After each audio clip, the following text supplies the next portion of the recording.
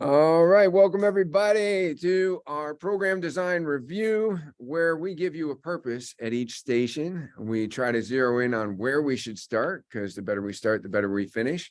We also try to put in the red text ways that you may want to be entertaining or engaging. So that's kind of maybe the way you might intro something.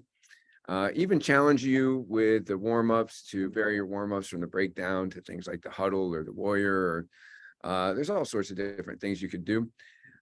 So we're going to go from left to right on these, and then the second and third ones should be a lot easier because they're just unilateral primarily to each side.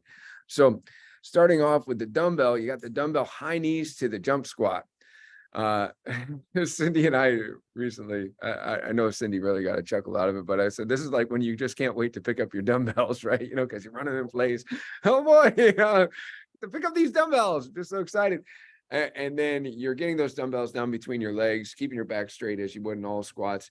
And you are either jumping or just squatting those dumbbells, because if the jumping's not appropriate, you'd be skipping that portion. But that is one of the ways that we were introing it. You know, when you're just so excited to pick up your dumbbells, you just can't wait. And here you go, right? Little run before you do it.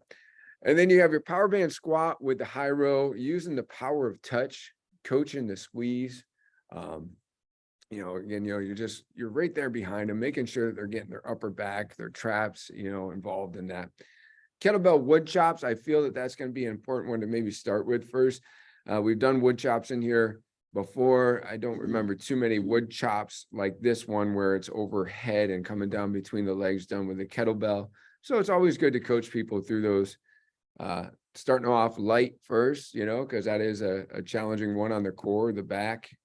So the kettlebell wood chop, watching the spine alignment, teaching them to keep their chest up. Then you have your vert ball 4-point globe. You know, I just highlighted jump as we go through here. There's a few different opportunities for jumping in here, which means there's a few different opportunities for any song you want to play to go with jumps. You know, it doesn't have to be the Van Halen, you know, you might be doing House of Pain or whatever you want to do, but you got the jumps going on. The 4-point globe, that is not only jumping to 4 points, but slamming with each jump.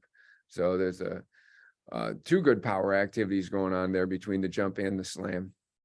And then your TRX lunge jumps. This gives people a good opportunity to actually lunge correctly. It doesn't matter if they're stepping through their lunges because jumping's not appropriate for them or what, but in hanging on those TRX and you know, kind of leaning back into their lunge, that's what we want them to do anyway. But too often people lean forward into their lunge, right? So this gives them the confidence to have a good lunge, and you know, work on that lunge if they're one of those deca peeps, if they're a deca maniac, you know, which everybody needs a little work on those, right? Getting a good proper form, making sure that they're not going to hurt their knees, that they're putting their pressure on their butt versus their knee. So that is the first one in this complex Phoenix, which is 20 seconds on, 10 seconds off. How we like to do it in the Sarah location, and I know this is popular in some and others may just, you know, stay put or whatever, is when we're going to do something to one side, we don't take time to, you know, do 3 sets of demos, right? You know, we're just going to, you know, the second time as we transition into the second round, it's going to become a 25 seconds, or I mean, it's going to go 20 seconds, 5 seconds pause, back to 20 seconds for the superset, then 10-second transition. So that's where you have to keep your eye on the clock. We were talking about the B stance before this call began. This is your single arm B stance deadlift. So you'll do it to one side, then you'll do it to the other, then you'll move on. The power band, I highlighted this orange only for one reason. Jeremy and I are having a text right now about whether is it a lift or is it a chop? So I only highlighted it for orange just for the sake of talking about it, because I always want you guys to just sound best and, you know, not have fitness enthusiasts that think that they know better than you debate with you and that kind of thing. You know, well, why are you calling it a chop when it's a lift or whatever? I don't know how many people that you'll have that do that. But for example, Jeremy and I are like, well, in Carlos Santana's session, he called this thing that was overhead a chop. And we have before with med balls and that kind of thing, called it a chop. But primarily what happens is when you have a low anchor point and you're pulling from hip to shoulder, it's traditionally called a lift. If you have a high anchor point and you're pulling from shoulder to hip, it's called a chop.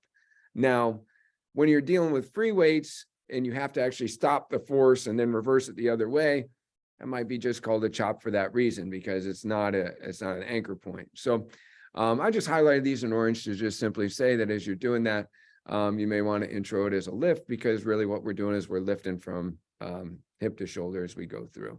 Otherwise, it's a great metabolic activity. You'll challenge the pace on there. You'll remind them that they're going hip to shoulder. Oh, I forgot to say, Ricardo, I got this from you, and you told me it was an accidental thing, but I've been playing around with it because we got the right group to play around. But when Cindy's demoing, I got the Baby Got Back. Oh my God. Right. And then I play the laugh track after that, because it's been kind of fun, but everybody knows they're working their backside, right? So it's seems appropriate and harmless, but it gets a lot of laughs anyway. So that's why it's over there in red. As we move on, you got your kettlebell half kneeling single arm overhead press. I love playing that little thunder. When we're doing that, Cindy gets a lot of thunder. What are they called? Sound bites or whatever.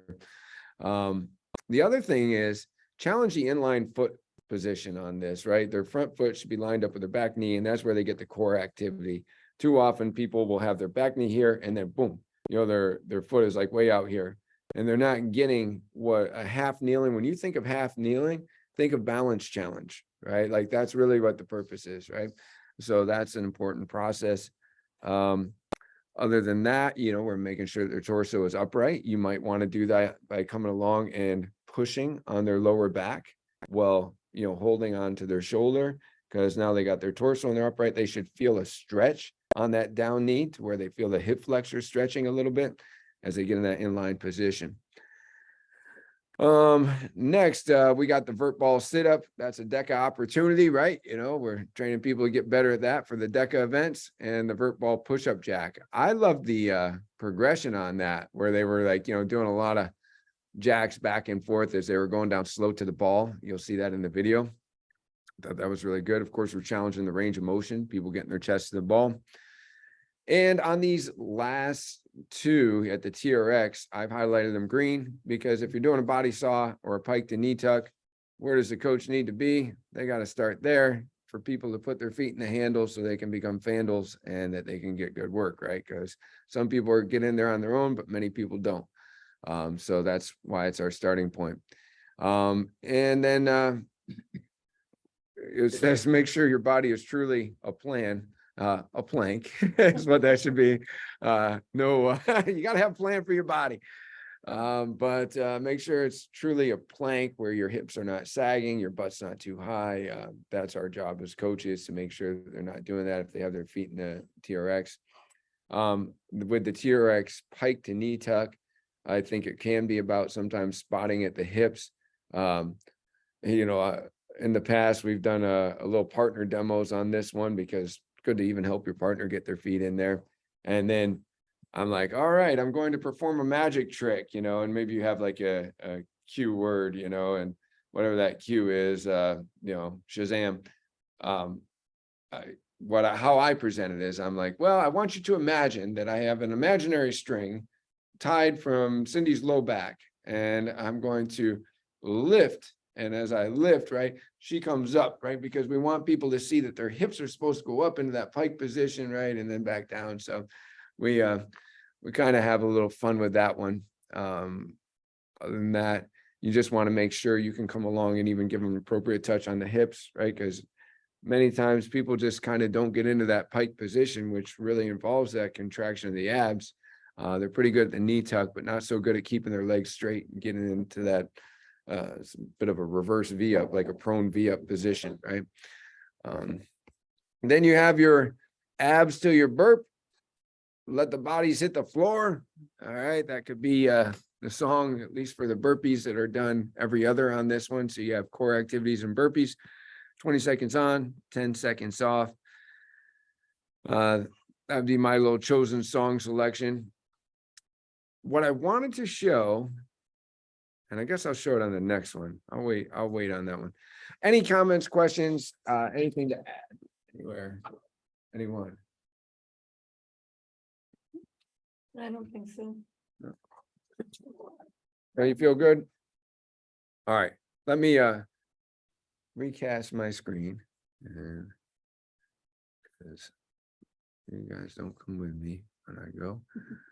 I think the newer locations know this, but a lot of times on those apps till you burp just because, you read the room like you always say, but sometimes we might just do one or two different core exercises so that the people can feel mastery and not feel lost and spend half of the time trying to figure out what's the new core exercise each time. So that's always an option too.